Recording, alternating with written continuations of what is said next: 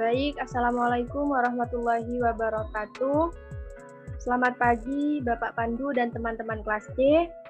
Saya Vicky Amalia Agustini sebagai moderator yang akan memandu jalannya presentasi pada pertemuan kali ini. Untuk presentasi kali ini akan disampaikan oleh kelompok 5 yang akan mempresentasikan tentang menyusun perangkat pembelajaran PPKN SD. Untuk alurnya, kelompok 5 memaparkan materi terlebih dahulu dan setelah itu akan ada sesi tanya-jawab di akhir presentasi. Baik, untuk kelompok 5 dipersilakan untuk memaparkan hasil diskusinya. Waktu dan tempat saya persilahkan.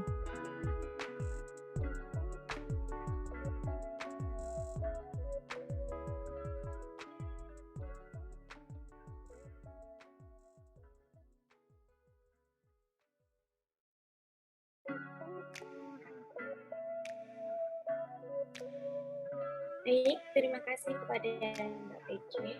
Di sini saya akan mulai mempresentasikan hasil diskusi.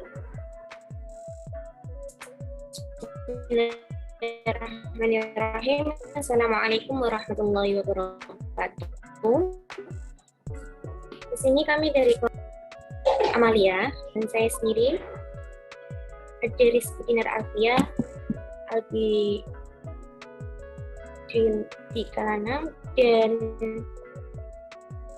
yang terakhir anggotanya yaitu Monica. Di sini materi kami mengenai tentang cara menyusun perangkat pembelajaran PPKN SD. Daftar isi, kami akan membahas materi mengenai tentang cara membuat silabus, yang kedua cara membuat rencana pembelajaran, yang ketiga cara menyusun bahan ajar, yang keempat, cara membuat media pembelajaran. Dan yang kelima, cara membuat lembar kerja.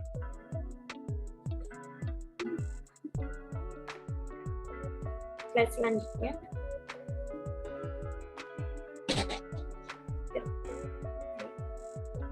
Yang pertama yaitu mengenai tentang cara membuat silabus PPKN SD.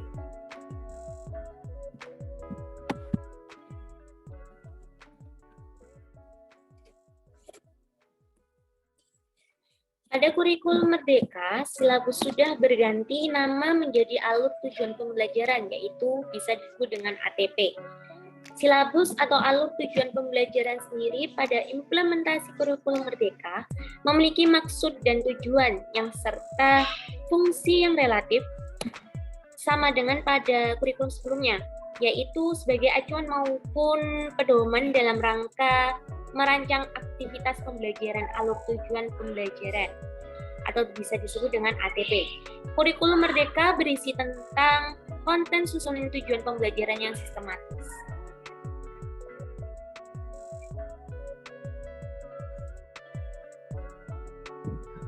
Dalam cara menyusun ATP itu sendiri, pertama kita bisa melakukan analisis capaian pembelajaran. Lalu bisa dilanjut dengan mengidentifikasi kompetensi-kompetensi di akhir fase dan kompetensi sebelumnya. Lalu melakukan analisis setiap elemen atau pada sub-elemen. Yang poin selanjutnya itu berdasarkan identifikasi kompetensi inti di akhir fase. Merumuskan tujuan pembelajaran dengan mempertimbangkan kompetensi yang akan dicapai. Lalu selesai tujuan harus bagaimana urutan kegiatan pembelajaran yang dilakukan dari hari ke hari. Poin selanjutnya itu menentukan lingkup materi dan materi utama setiap tujuan pembelajaran. Selanjutnya berdasarkan rumusan P, tentukan jumlah jam pelajaran yang diperlukan.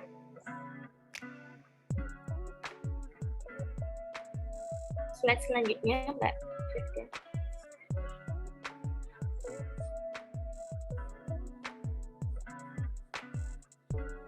Baik, yang selanjutnya yaitu cara membuat RPP PPKN SD. Next. RPP di kurikulum Merdeka dikenal dengan modul ajar. Modul ajar kurikulum merdeka merupakan pengganti dari RPP yang berformat dan bersifat variatif yang meliputi materi ataupun konten pembelajaran, metode pembelajaran, interpretasi, dan teknik mengevaluasi yang disusun secara sistematis dan memukau untuk mencapai indikator keberhasilan yang diharapkan. Selanjutnya yaitu cara menyusun modul ajar. Langkah-langkah dalam penyusunan modul ajar berisi mengenai perencanaan ataupun persiapan yang perlu dilakukan guru saat akan membuat modul ajar. Ada 6 langkah-langkah atau prosedur yang harus ditempuh dalam penyusunan modul ajar, antara lain, yang pertama, analisis kondisi dan kebutuhan peserta didik dan satuan pendidikan.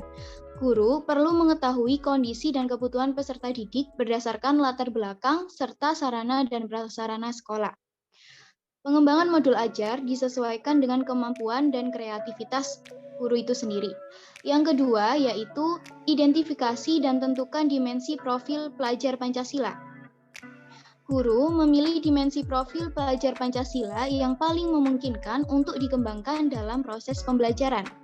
Kemudian yang ketiga, tentukan alur tujuan pembelajaran yang akan dikembangkan menjadi modul ajar, di mana guru dapat memilih alur tujuan pembelajaran yang dikembangkan oleh sekolah ataupun mengacu pada alur tujuan pembelajaran yang sudah ada. Keempat, susun modul ajar berdasarkan komponen yang tersedia. Selain komponen inti, guru juga dapat memilih komponen sesuai dengan kebutuhan peserta didik. Selanjutnya yang kelima yaitu pelaksanaan pembelajaran. Guru melakukan kegiatan pembelajaran sesuai dengan modul ajar yang telah disusun. Dan yang terakhir yaitu tindak lanjut. Setelah guru melakukan pembelajaran, guru melakukan evaluasi efektivitas modul ajar dan tindak lanjut untuk pembelajaran berikutnya. Next.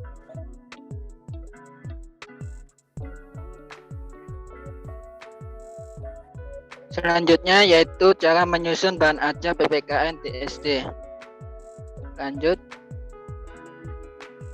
Pengertian bahan ajar merupakan perangkat pengajar yang digunakan dalam proses pembelajaran untuk mencapai tujuan pembelajaran.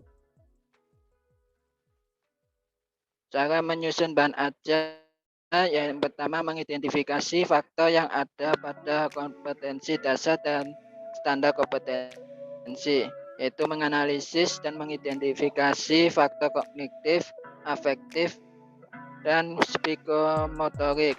Yang kedua, menentukan bahan ajar yang cocok untuk kompetensi yang harus diraih, yaitu dengan memilih bahan ajar yang sesuai seperti handout, buku, hingga modul. Kemudian yang ketiga, menentukan referensi bahan ajar dengan referensi yang diperoleh dapat diambil dari buku, jurnal, internet, koran, majalah, maupun yang lainnya.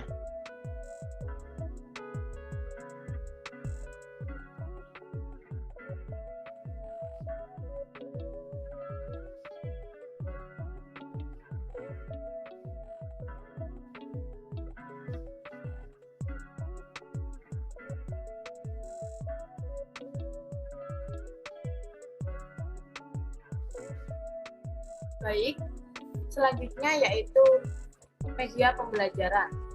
Pengertian media pembelajaran yaitu segala sesuatu yang digunakan guru untuk memudahkan penyampaian materi agar siswa dapat memperoleh keterampilan, ilmu pengetahuan, dan sikap yang optimal dalam proses pembelajaran. Untuk jenis-jenis media pembelajaran sendiri cukup beragam yang dapat digunakan di pembelajaran PPKN di SD. Yang pertama ada yang namanya media auditif, yaitu media yang menggunakan kemampuan suara. Penggunaan media ini cocok bagi siswa yang memiliki gaya belajar auditori. Contoh media auditif yang dapat digunakan dalam pembelajaran PPKN di SD seperti radio, tape recorder, lagu, hingga rekaman suara. Lalu yang kedua ada media visual. Media visual merupakan media yang menggunakan kemampuan penglihatan. Media visual ini dapat dibedakan menjadi 2 dimensi dan 3 dimensi. Untuk media visual yang dua dimensi hanya memiliki ukuran panjang dan lebar, seperti gambar, foto, dan lukisan. Sedangkan untuk media visual tiga dimensi memiliki panjang, lebar, dan tinggi dengan contoh seperti patung, pop-up, hingga boneka. Siswa dengan gaya belajar visual sangat cocok menggunakan media seperti contoh tersebut dengan dihubungkan dengan materi pembelajaran PPKN. Kemudian yang ketiga ada media audiovisual. Media audiovisual menggunakan unsur visual dan audio sebagai sarananya. Media ini dapat dilihat sekaligus didengar oleh siswa sehingga memaksimalkan dua panca indera, yaitu mata dan telinga. Contoh dari media ini seperti video, film, televisi, buku audio, dan lainnya. Untuk prosedur pengembangan media pembelajaran sendiri, ada 6 langkah. Yang pertama, yaitu mengidentifikasi kebutuhan berupa mengetahui kebutuhan dan karakteristik pelajaran PPKN serta siswa, karena target utama media pembelajaran ini adalah siswa SD yang memiliki kebutuhan beragam terkait kemampuan, keterampilan, dan sikap yang perlu dicapai dalam pembelajaran PPKN. Guru perlu memahami karakteristik mereka untuk memilih media yang tepat digunakan saat pembelajaran. Yang kedua, merumuskan tujuan. Pembuatan media pembelajaran harus dibuat sesuai dengan tujuan pembelajaran.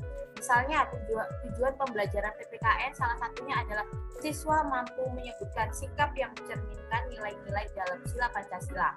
Maka, guru harus memilih media terkait tujuan tersebut. Yang ketiga adalah memilih dan merancang media. Setelah menentukan media yang tepat pada tahap sebelumnya, langkah selanjutnya yaitu memilih atau merancang media yang baru. Guru juga dapat mengembangkan media yang sudah ada sebelumnya, kemudian diubah menjadi topik yang diinginkan. Yang keempat, merumuskan materi. Media yang telah ditentukan kemudian dimasukkan materi yang akan digunakan dalam pembelajaran PPKN.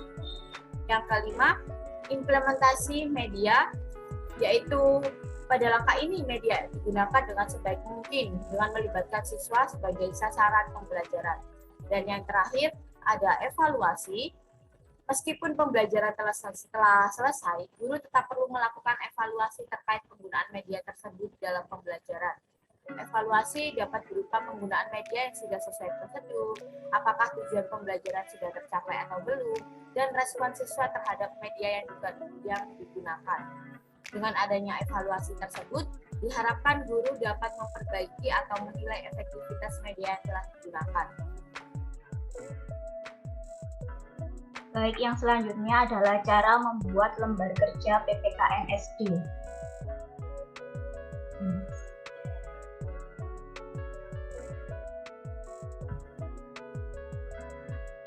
Slide selanjutnya. Jadi LKPD adalah salah satu bahan ajar cetak yang berisi ringkasan materi, panduan, dan petunjuk untuk menyelesaikan tugas pembelajaran yang harus dikerjakan oleh peserta didik, mengacu pada kompetensi dasar yang harus dicapai untuk mengembangkan kemampuan siswa. Untuk karakteristik LKPD sendiri, yang pertama informasi. Informasi dalam LKPD hendaknya menginspirasi peserta didik untuk menjawab atau mengerjakan tugas. Informasi dapat diganti dengan gambar, teks, atau benda konkret. Kemudian yang kedua, pernyataan masalah. Pernyataan masalah hendaknya betul-betul menuntut peserta didik menemukan cara atau strategi untuk memecahkan masalah tersebut. Yang ketiga, pertanyaan atau masalah. Pertanyaan atau masalah hendaknya merangsang peserta didik untuk menyelidiki, menemukan, memecahkan masalah, atau berimajinasi atau mengkreasi. Kemudian yang keempat, pertanyaan dapat bersifat terbuka atau membimbing. Slide selanjutnya. Nah, untuk langkah-langkah menyusun LKPD, yaitu yang pertama, melakukan analisis kurikulum. Yang kedua, menyusun peta kebutuhan LKPD. Yang ketiga, menentukan judul LKPD. Kemudian yang keempat, menulis LKPD. Untuk menulis LKPD, langkah-langkah yang dilakukan adalah merumuskan kompetensi dasar atau capaian pembelajaran, menentukan alat penilaian, menyusun materi, memperhatikan struktur LKPD, Nah, untuk struktur LKPD terdiri atas 6 komponen, yaitu judul, petunjuk belajar atau petunjuk peserta didik, kompetensi yang akan dicapai, informasi pendukung, tugas dan langkah-langkah kerja, dan penilaian. Yang terakhir, menentukan alat penilaian. Baik. Sekian yang bisa kami sampaikan, saya kembalikan kepada moderator. Terima kasih. Baik, terima kasih untuk kelompok 5 telah memaparkan materi tentang menyusun perangkat pembelajaran PPKN SD. Baik, selanjutnya saya akan membuka 5 pertanyaan terlebih dahulu. Silakan untuk teman-teman yang ingin bertanya, dipersilahkan untuk raise hand.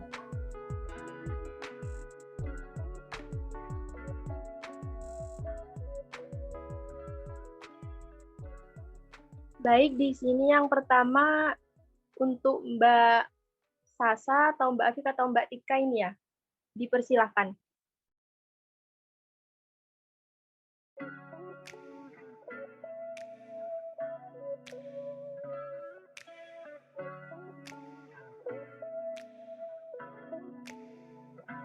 Untuk Mbak Sasa dipersilahkan.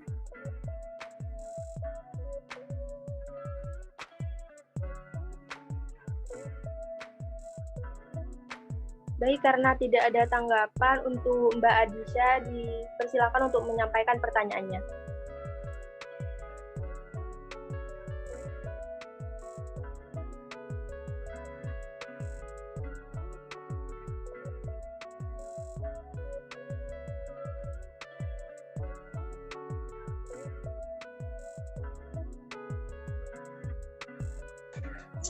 Baik, terima kasih moderator atas kesempatannya. Di sini saya ingin bertanya, apa yang membedakan antara FPP pada kurikulum 2013 dan modul ajar pada kurikulum Merdeka? Terima kasih.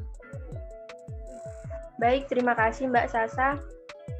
Silakan Mbak Adisha.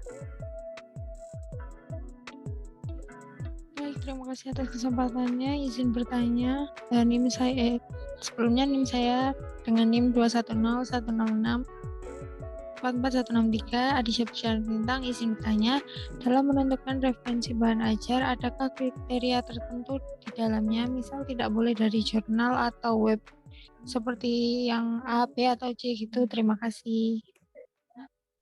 Baik, terima kasih Mbak Adisha atas pertanyaannya. Untuk selanjutnya, pertanyaan ketiga, silakan Mbak Mutiara.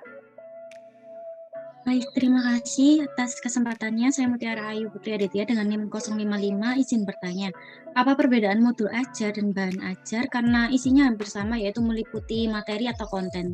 Mohon penjelasannya. Terima kasih.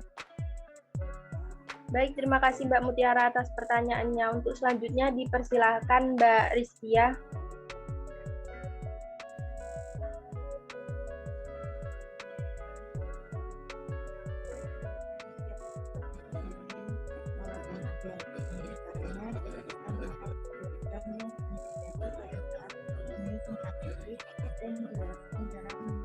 Mohon maaf teman-teman, apakah suara Mbak Rizkia terdengar?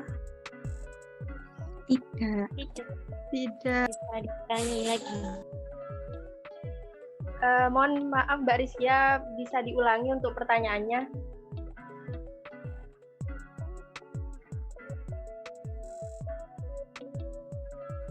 Mikrofonnya Mbak Rizkia masih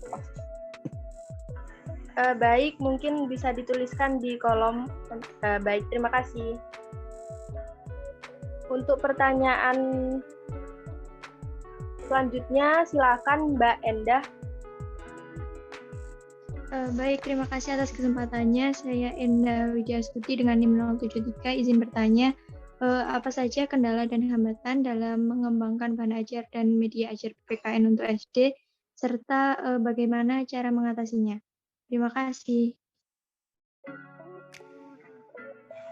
Baik, terima kasih Mbak Endah atas pertanyaannya. Baik, di sini sudah ada 5 pertanyaan. Dipersilakan untuk kelompok 5 menjawab 5 pertanyaan terlebih dahulu. Terima kasih.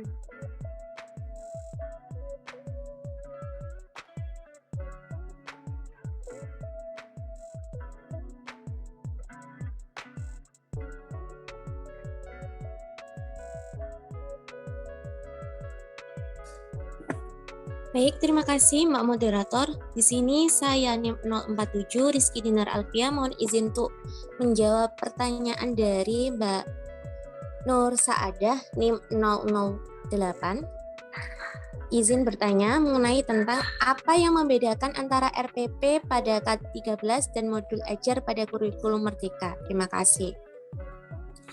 Yang membedakan RPP pada kurikulum Merdeka dan K13 yaitu rancangan RPP Merdeka Belajar memiliki beberapa perbedaan dengan RPP 13. Jika RPP 13 tidak menampilkan profil belajar, RPP Merdeka Belajar menampilkan profil siswa sebagai latar belakang dalam menentukan pembelajaran yang sesuai dengan bakat, minat, gaya belajar, bahkan keadaan sehari-hari siswa.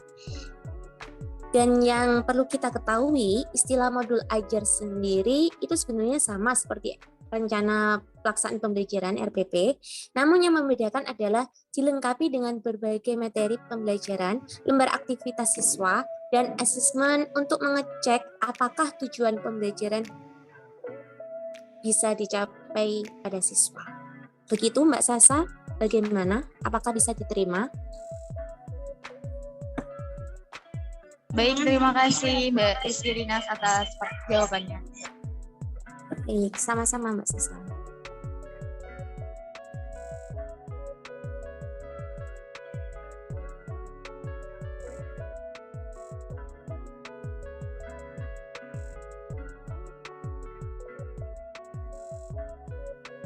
Baik, selanjutnya saya akan menjawab pertanyaan dari Mbak Endah NIM 073.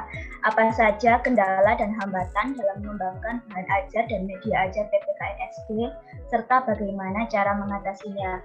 Untuk kendala dan hambatan dalam mengembangkan bahan ajar misalnya adalah berkenaan dengan memilih sumber di mana bahan ajar itu didapatkan. Karena ada kecenderungan bahwa sumber bahan ajar dititik beratkan pada buku, padahal banyak sumber bahan ajar selain buku yang dapat digunakan.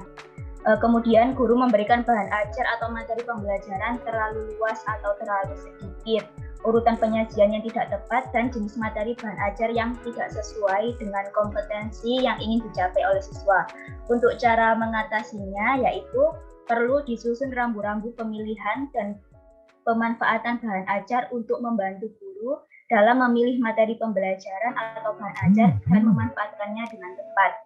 Kemudian untuk kendala dan hambatan dalam mengembangkan media ajar misalnya adalah kurangnya minat guru untuk memanfaatkan media pembelajaran dan siswa tidak tertarik pada media pembelajaran yang digunakan. Untuk cara mengatasinya yaitu melakukan pelatihan kepada pendidik, kemudian meningkatkan manajemen dalam pemanfaatan media pembelajaran, serta mengkomunikasikan rencana pemanfaatan media pembelajaran kepada peserta didik. Bagaimana Mbak Endah, apakah bisa diterima? Baik, sudah jelas. Terima kasih banyak.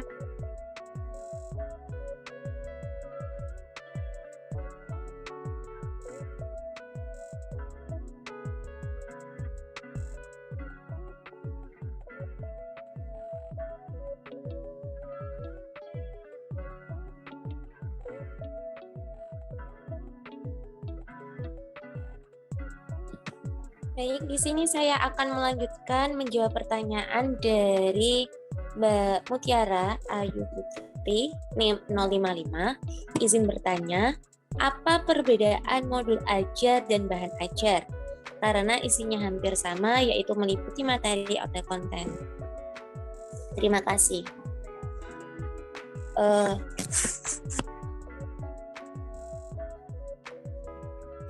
Untuk modul ajar dan bahan ajar yaitu jika modul ajar berisi tentang dokumen yang memuat tentang tujuan, langkah, dan media pembelajaran, serta asesmen yang dibutuhkan dalam satu unit atau topik berdasarkan alur tujuan pembelajaran, berdasarkan ATP-nya. Sedangkan bahan ajar berisi materi pembelajaran untuk membahas satu pokok bahasan, dapat berupa cetak, seperti artikel, komik, infografis, dan sebagainya, maupun non-cetak seperti audio dan video. Dalam platform Merdeka Belajar, Bahan ajar juga dapat dikatakan sebagai material pendukung dari modul ajar yang didasarkan pada capaian dan tujuan pembelajaran secara spesifik. Bagaimana Mbak Muti? Apakah bisa diterima? Baik, terima kasih. Baik, sama-sama.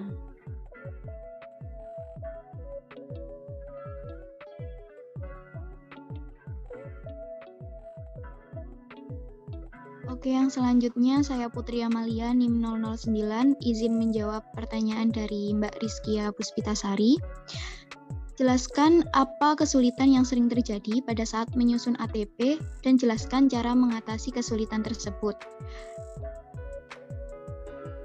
Kesulitan dalam menyusun ATP biasanya ditemukan pada saat menyatukan muatan lokal ke dalam materi mata pelajaran dan menyatukan mata pelajaran pada aktivitas ekstrakurikuler. Ini disebabkan karena adanya tim yang tidak kompak dan adanya keterbatasan ide. Nah, bagaimana solusinya? Solusinya yaitu yang pertama, menyusun kekompakan antar sesama tim dalam menyusun ATP dan institusi terkait menyediakan fasilitas yang memadai. Begitu Mbak Rizkia, apakah bisa diterima jawabannya? Baik, sudah cukup jelas. Terima kasih. Sama-sama.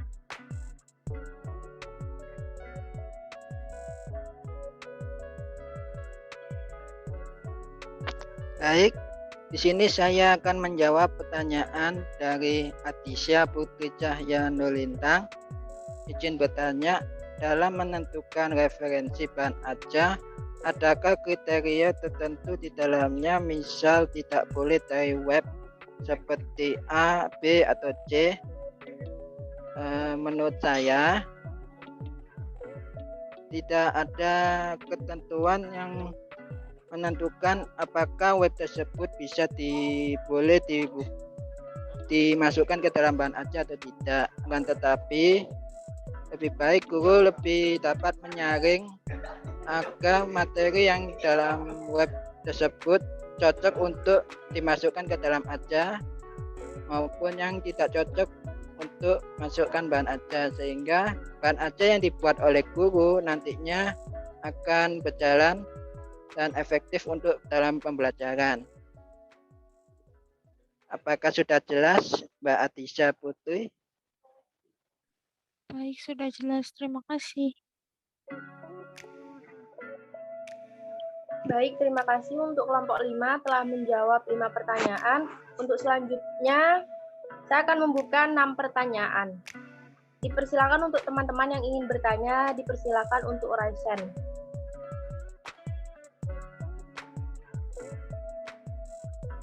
Baik, di sini ada Mbak Anis An-Nafik, dipersilakan untuk menyampaikan pertanyaannya.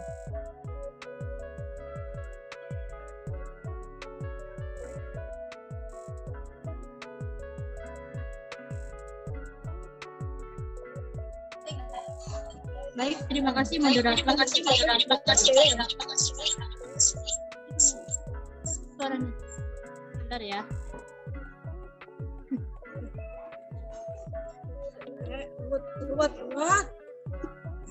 Baik, di sini saya Anis dengan NIM 011 mau bertanya. Pertanyaan saya yaitu, apakah ada perbedaan dalam penyusunan media pembelajaran PPKN pada kurikulum Merdeka dan kurikulum sebelumnya? Terima kasih. Baik, terima kasih Mbak Anis atas pertanyaannya. Untuk selanjutnya kepada Mbak Bella Nisa, dipersilakan untuk menyampaikan pertanyaannya. Terima kasih moderator atas kesempatannya. Saya Bella Nisa Amelia dengan NIM 105, izin bertanya. Nah, modul ajar kurikulum Merdeka kan merupakan pengganti dari RPP. Jelas ada yang berbeda dari kedua tersebut.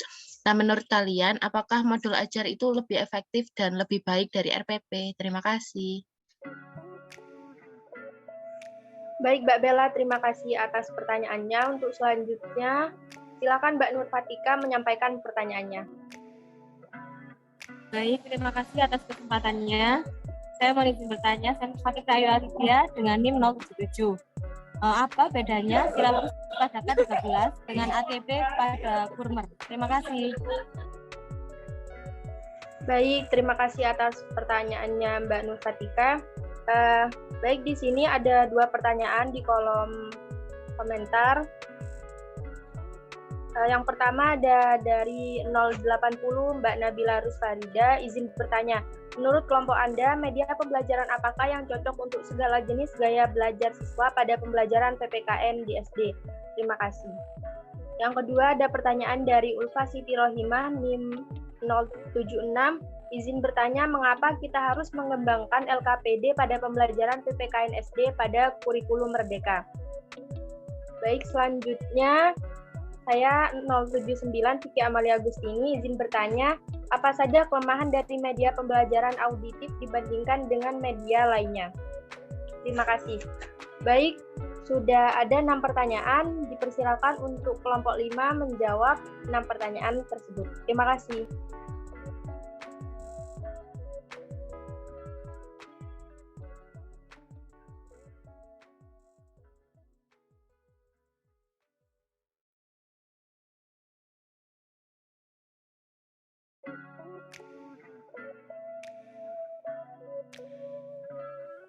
Oke, Baik, terima kasih. Oh ya, silakan Mbak Putri dulu. Baik, saya Putri Amalia, izin untuk menjawab pertanyaan dari Mbak Nur Fatika Yu Alifia, NIM 077.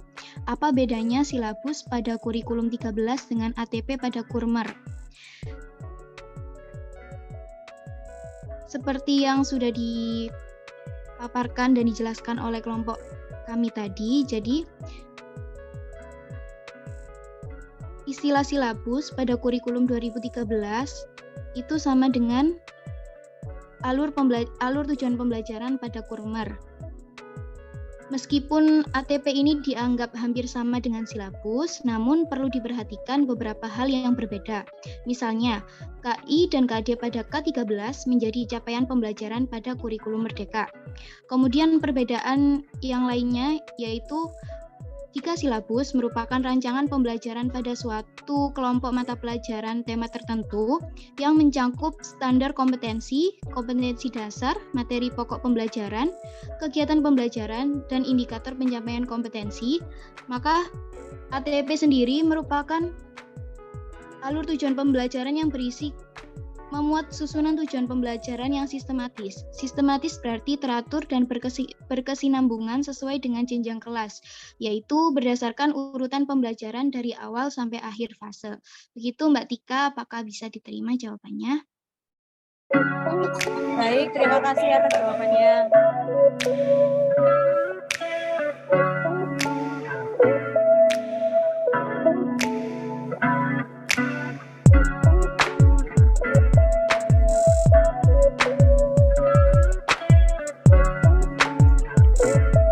Selanjutnya, saya NIM 047 Rizky Dinar Afia.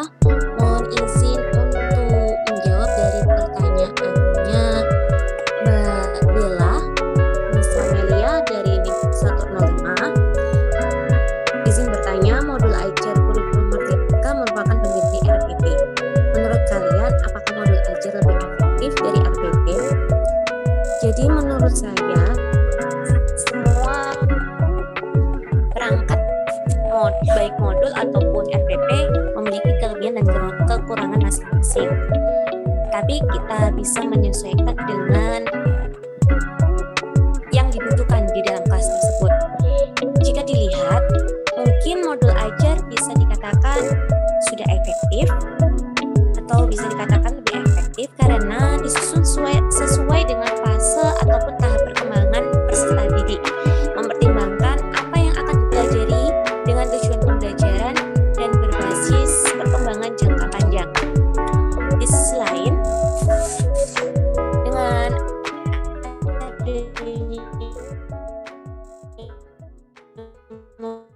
modul ajar aktif bisa cenderung kepada guru memberikan metode seperti ceramah ataupun membimbing secara terus-menerus dalam kelas. Jadi masih memberikan suatu kesempatan timbal balik dalam proses belajar secara langsung.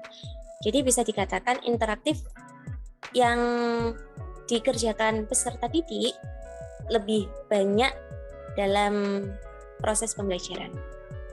Gitu. Bagaimana Mbak Bella? Apakah bisa diterima? Sudah jelas Mbak Dinar, terima kasih atas jawabannya. Baik, sama-sama Mbak Bella.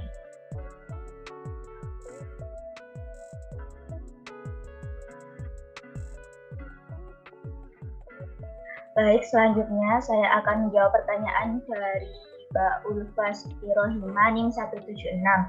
Mengapa kita harus mengembangkan LKPD pada pembelajaran PPKN SD pada kurikulum Merdeka? Jadi lembar kerja peserta didik atau LKPD perlu dikembangkan dalam pembelajaran karena LKPD merupakan sarana untuk membantu dan mempermudah dalam kegiatan belajar mengajar sehingga terbentuk interaksi efektif antara peserta didik dengan pendidik. Serta dapat Iya. Begitu, bagaimana Mbak Ulfa, apakah bisa diterima?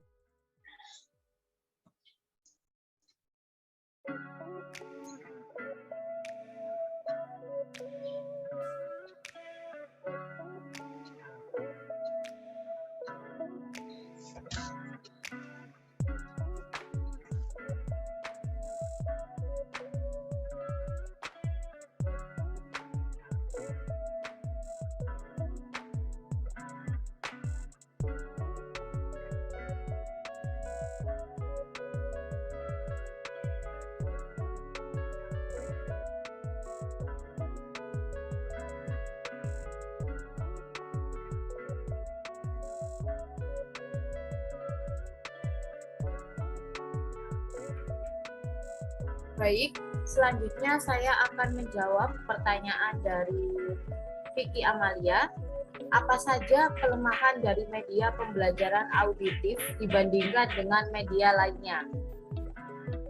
Untuk pembelajaran auditif sendiri adalah pembelajaran yang menggunakan kemampuan suara, di mana berarti siswa menggunakan indera pendengar sebagai sarana untuk belajarnya. Nah, untuk kekurangannya sendiri, media auditif ini berarti hanya mengasah indera pendengar dan tidak cocok untuk siswa yang memiliki gangguan pendengaran atau anak tunarungu.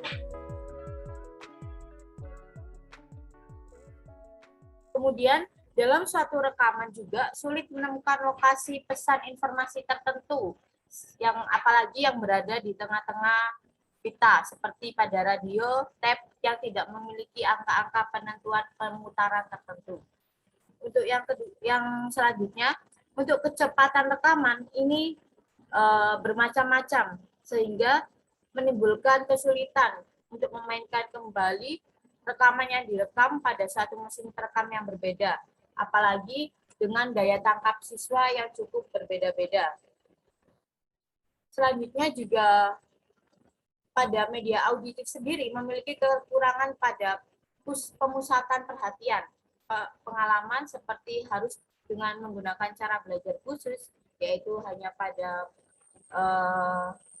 pendengar. Kemudian selanjutnya menampilkan simbol-simbol itu cukup sulit di auditif. Karena abstrak, tingkat pengertian pada media auditif cukup sulit dikontrol, apalagi untuk anak sekolah dasar yang kebanyakan masih mengandalkan visual. Kemudian tampilan ungkapan perasaannya ini harus disertai dengan perbendaharaan pengalaman. Dan pada auditif tidak ada perbendaharaan pengalaman kecuali pada rekaman suara. Itu Mbak Vicky, apa ada yang ingin ditanyakan kembali? Baik, terima kasih Mbak Ayu atas jawabannya. Baik, terima kasih kembali. Selanjutnya untuk pertanyaan dari Mbak Nabila Ruswarida dengan NIM 080. Menurut kelompok Anda, media pembelajaran apakah yang cocok untuk segala jenis gaya belajar siswa pada pembelajaran PPKN SD? Baik, untuk menurut kelompok kami, pembelajaran PPKN SD ini paling cocok menggunakan media visual atau audio visual. Hal itu karena dalam pembelajaran PPKN SD ini materinya masih terkait konsep dasar Pancasila dan kewarganegaraan, dan juga karakteristik siswa SD ini yang masih senang mengamati benda yang menurut penglihatannya itu menarik. Kemudian apalagi kita hidup di zaman teknologi yang sudah berkembang pesat. Pembelajaran PPKN bisa menggunakan media daring, memanfaatkan media WhatsApp group, Telegram, kemudian untuk tatap maya seperti sekarang ini, Zoom Meeting, Google Meet, e-learning, dan aplikasi lainnya.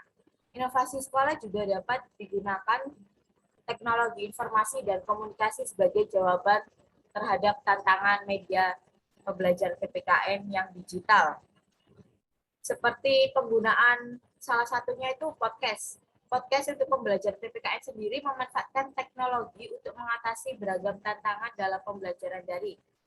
Inovasi yang bisa dilakukan dengan memanfaatkan podcast. Hal itu juga didukung oleh Bapak Didik saat menyampaikan materi kanal di YouTube HMPS PPKN UAD pada 2020 lalu.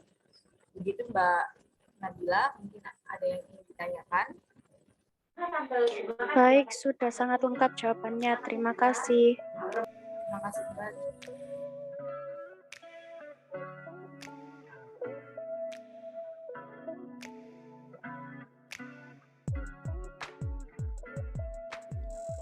Baik, di sini saya akan menjawab pertanyaan dari Anis, yaitu apakah ada perbedaan dalam menyusun media pembelajaran PPKN pada kurikulum Merdeka dan K13. Itu menurut fungsi dan bentuknya sama, akan tetapi tujuan dari media tersebut pada kurikulum Merdeka itu lebih mengacu pada mengutamakan proyek penguatan profil pelajar Pancasila dan kegiatan ekstrakurikuler dan ekstrakurikuler. Sedangkan pada kurikulum Merdeka medianya ditujukan untuk 4 aspek, aspek pengetahuan, tampilan, sikap, dan perilaku. Apakah sudah jelas?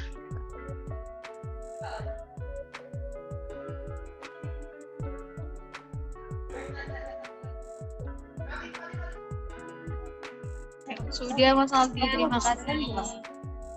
Izin menambahkan terkait jawaban dari teman saya Aldi, untuk pembelajaran PPKN ini bisa di kurikulum Merdeka saat ini kan sudah semakin melek akan digital. Nah, bisa juga pembelajarannya, media pembelajarannya menggunakan media pembelajaran digital dengan memanfaatkan Zoom Meeting dan lain sebagainya.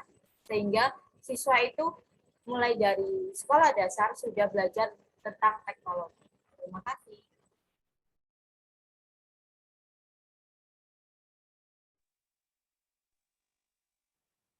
Baik, terima kasih.